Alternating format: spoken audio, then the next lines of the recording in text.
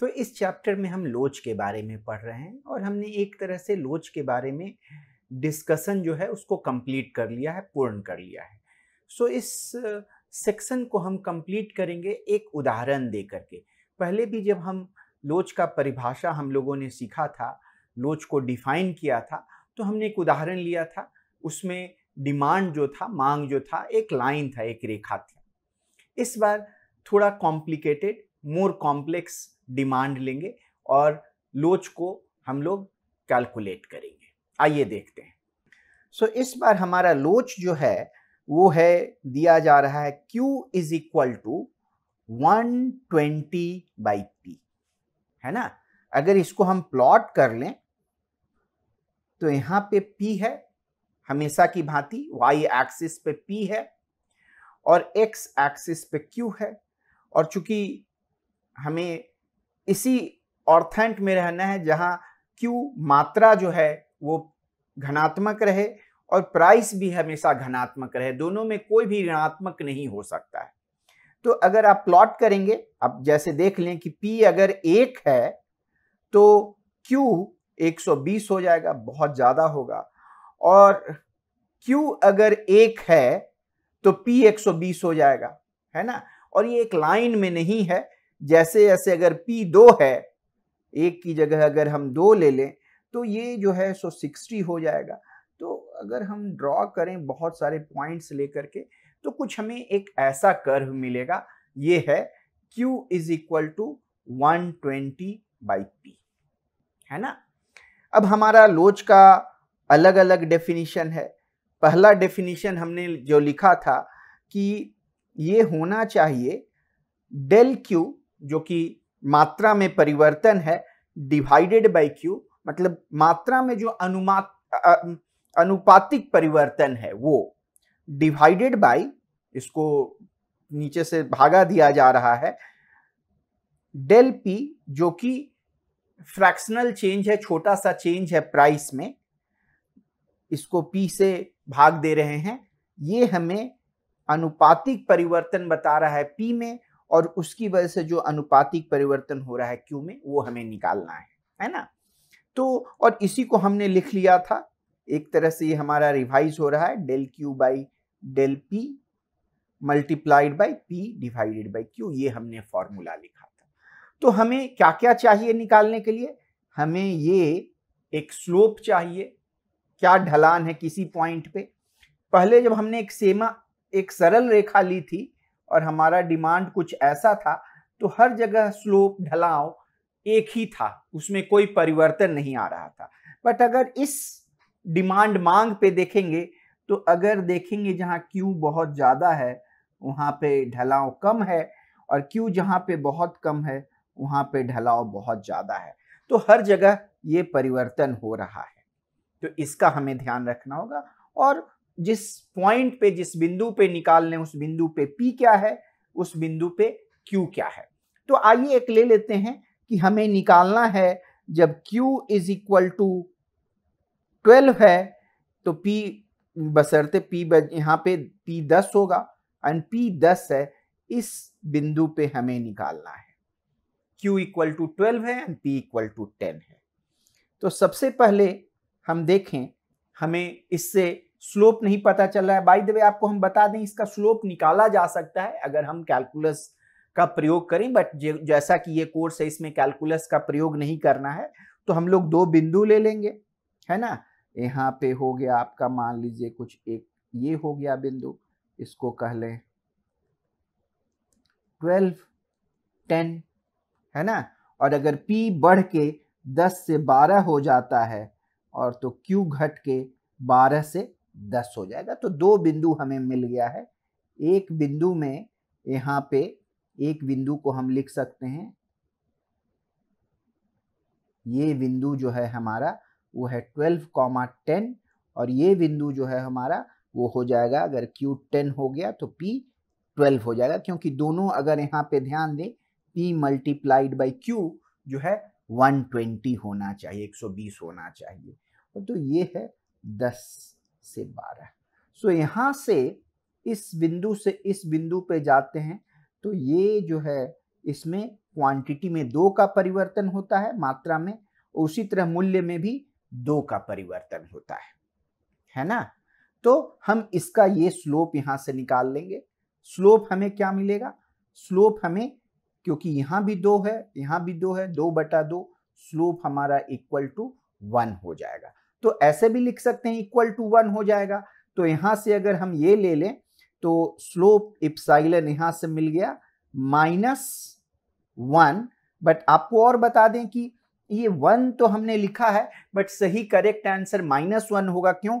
क्योंकि अगर क्वांटिटी जो है घट रहा है और प्राइस बढ़ रहा है तो दोनों अलग अलग डायरेक्शन में बराबर चेंज हो रहे हैं, तो ये बस -1 है। तो यहाँ -1 हो गया।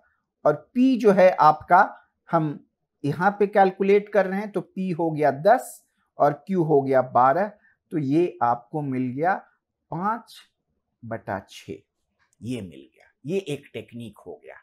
दूसरी टेक्निक का हम यूज करते हैं, इसी को स्लोप निकालने के लिए हम फॉर्मूले में लिख दें तो हमारा होगा Q2, इसको एक अलग कलर से ले लेते हैं, Q2 minus Q1 divided by Q1। ये Q1 से कितना अनुपातिक परिवर्तन हो रहा है इसको बताया जा रहा है इसमें, divided by P2 minus P1 divided by P1, ये हो गया। तो Q2 हमारा 10 है, यहाँ पे माइनस साइन हो गया, इसको Q2 लिख दें और इसको Q1 P1 लिख दें। तो ये Q2 10 हो गया आपका, घटाओ Q1 12 है डिवाइडेड बाई 10, और यहाँ हो जाएगा 12 माइनस 10 डिवाइडेड बाई P, यहाँ पे सॉरी यहाँ पे Q आपका जो है ना, ये Q1 है, Q1 जो है सो 12 है, सो यहाँ पे 10 नहीं 12 होना चाहिए। तो ये आपका 12 है और P1 10 होना चाहिए। तो यहाँ से भी आपको मिल गया ये माइनस जो है ना 10 घटाओ 12 -2 आया, और एक और यहाँ पे माइनस का साइन है तो ये 2 हो गया। तो 2/12 मल्टीप्लाइड बाई 10/2, क्योंकि 12 घटाओ 10 भी 2 होता है। ठीक है, तो ये 5 हो गया, ये 6 हो गया, 2 कैंसिल हो गया, फिर से आपको यहाँ 5/6 मिल गया, है ना। दोनों में हम देख रहे हैं ये 5/6 मिल गया। अब हम तीसरा जो है वो मिड पॉइंट मेथड ले लेते हैं। मिड पॉइंट मेथड में क्या था, थोड़ा सा परिवर्तन था फॉर्मूले में। मध्य का जो बिंदु होता है, मध्य बिंदु का जो टेक्निक हम लोग ले लेते हैं, तो वो था -Q2 माइनस Q1। Q ऊपर वाला ये जो था, यहाँ पे भी वही है, डिफरेंस कितना चेंज हो रहा है, बट हम यहाँ नीचे Q1 की जगह Q1 प्लस Q2/2 ले रहे थे, और उसी तरह यहाँ पे P2 माइनस P1 है डिवाइडेड बाई P1 की जगह हम P1 प्लस P2/2 ले रहे हैं। ये मिड पॉइंट, यहाँ पे मिड पॉइंट है, उसको इस ग्राफ से अगर देखें तो ये लिया जा रहा है। तो आपको अंतर तो ऊपर में भी 10 से जो है ना 12 से 10 हुआ है तो -2 ही रहेगा, लेकिन Q1 प्लस Q2 क्या हो जाएगा, 12 प्लस 10 डिवाइडेड बाई 2, 12 प्लस 10 को 2 से भागा देते हुए, और यहाँ पे भी आपको मिल जाएगा 12 घटाओ 10, और यहाँ पे भी आपको हो जाएगा 10 प्लस 12 डिवाइडेड बाई 2। तो ये आपको 2 हो गया ऊपर में, नीचे यहाँ 11 हो गया, और अगेन यहाँ पे 2 हो गया, और यहाँ पे 11 हो गया, यहाँ से आपको 1 मिल गया। तो यहाँ पे देखिएगा कि इलास्टिसिटी डिफरेंट टेक्निक से निकालने से थोड़ा चेंज हो गया है। अब इसमें सही कौन सा है इसके बारे में भी बात करेंगे, बट एक चौथा भी टेक्निक हमने यूज किया था कि आय में अगर हम प्राइस बदल रहे हैं थोड़ा सा, तो आय में क्या परिवर्तन हो रहा है ना, आय में क्या परिवर्तन हो रहा है हमें ये देखने की जरूरत है। तो वो हमने निकाला था, अगर आप पिछले वीडियो पे ध्यान देंगे, ये नया वाला टोटल रेवेन्यू, पुराना वाला टोटल रेवेन्यू, और कितना प्राइस में हम परिवर्तन कर रहे हैं, इसको हमने निकाला था Q multiplied by 1 minus epsilon, जहां पे इप्सिलॉन जो था मांग का मूल्य लोच था, है ना। तो यहां पे पहले चूंकि टोटल रेवेन्यू में क्या परिवर्तन आ रहा है, टोटल रेवेन्यू क्या है उसका फॉर्मूला, टोटल रेवेन्यू का फॉर्मूला है P मल्टीप्लाइड बाई Q, मूल्य को मात्रा से गुना करके आएगा। ये तो हमेशा ऐसा दिया हुआ है कि 120 ही रहेगा, नया हो पुराना हो कैसे भी प्राइस चेंज करे। तो यहां भी 120 फिर 120, तो मतलब बाएं साइड में जो है एक्सप्रेशन वो 0 हो जाएगा, मल्टीप्लाइड यहां ये इक्वल हो जाएगा Q multiplied by 1 minus epsilon. चूंकि Q तो पॉजिटिव नंबर है, धनात्मक नंबर है, इसका यही तात्पर्य है कि 1 घटाव एप्सिलॉन जो है वो 0 के है, और यहां से भी एप्सिलॉन हमें 1 आ जाएगा। तो हम 4 मेथड से निकाल चुके हैं। 4 मेथड में 2 में 5/6 आया है और 2 में 1 आया है। सो दो तरह से हम सोच सकते हैं। एक सोच सकते हैं कि अरे दोनों डिफरेंट आ गया, ये कैसे हुआ।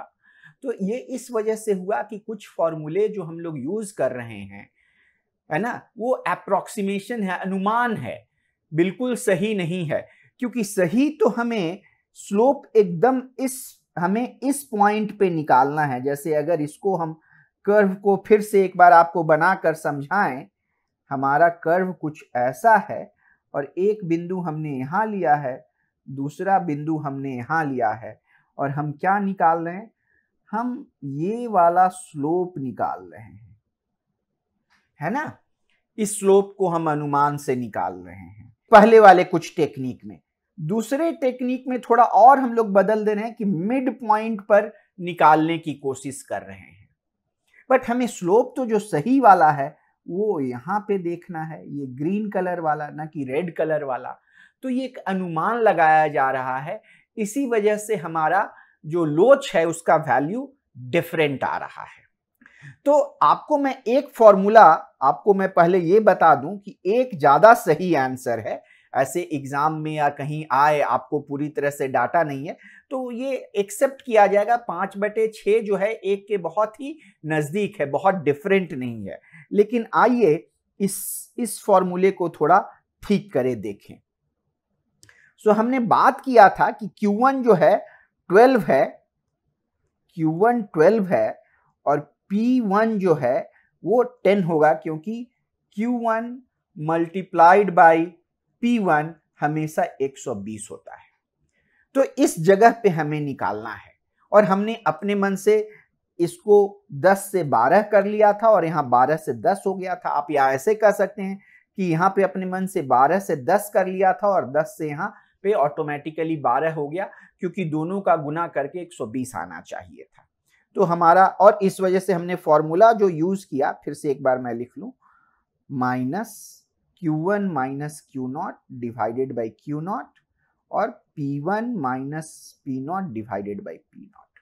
तो हम 2 का यहाँ पे छलांग हमने लगा दिया। 2 की जगह हम कहिए 10.1 का ही छलांग लगाते हैं, है ना। तो अगर हम 0.1 का छलांग लगाते हैं तो हमारा ऐसे देखिए क्या होगा।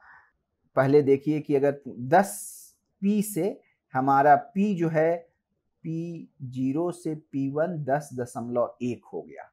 तो Q1 सॉरी यहां से Q0 12 से क्या बदल के होगा, 12 से बदल के यहाँ पे Q1 120/10.1 हो जाएगा। तो अब हम निकालें यहाँ पे कि -120/10.1 माइनस 12 डिवाइडेड बाई 12, और नीचे में हमें हो जाएगा P1 जो है सो 10.1 घटाओ 10 बटे यहाँ पे 10 हो जाएगा, है ना। तो इसको अगर हम सॉल्व करें तो हमें ये मिलेगा। मैं कुछ स्टेप जंप कर रहा हूं, आप करेंगे अन्यथा टाइम बहुत लग जाएगा।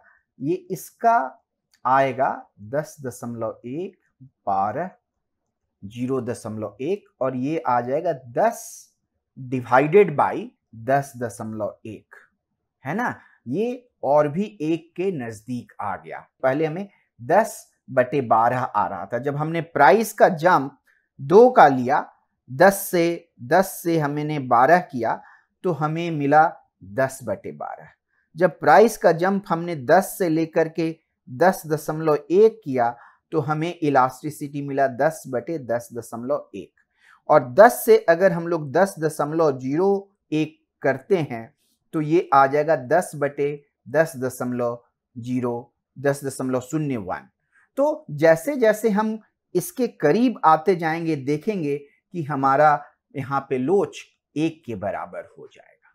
तो ये ज्यादा सही आंसर है, लेकिन हम अप्रोक्सीमेट करते हैं, अनुमान करते हैं, तो हमारा 5/6 भी जो आया है उसको हम लोग एक्सेप्ट करेंगे कि बेसिक इकोनॉमिक्स में ऐसे भी बहुत ही एग्जैक्ट रिजल्ट हमें नहीं मिलता है, एक हम अनुमान लगा रहे होते हैं, तो ये उसके लिए सही रिजल्ट होगा। बट एकदम एग्जैक्टली सही रिजल्ट 1 है। ठीक है, तो ये रहा एक एग्जाम्पल। आई होप कि आपको इससे हेल्प मिलेगा समझने में और प्रॉब्लम सॉल्व करने में। और इससे हमारा डिस्कशन इलास्टिसिटी पे समाप्त होता है। हम अगले वीडियो में करों के बारे में बात करेंगे और हम देखेंगे कि करों किस पे कर लगता है और उसका क्या प्रभाव होता है। इसमें इलास्टिसिटी या लोच बहुत ही एक इम्पॉर्टेंट रोल प्ले करता है। Thank you.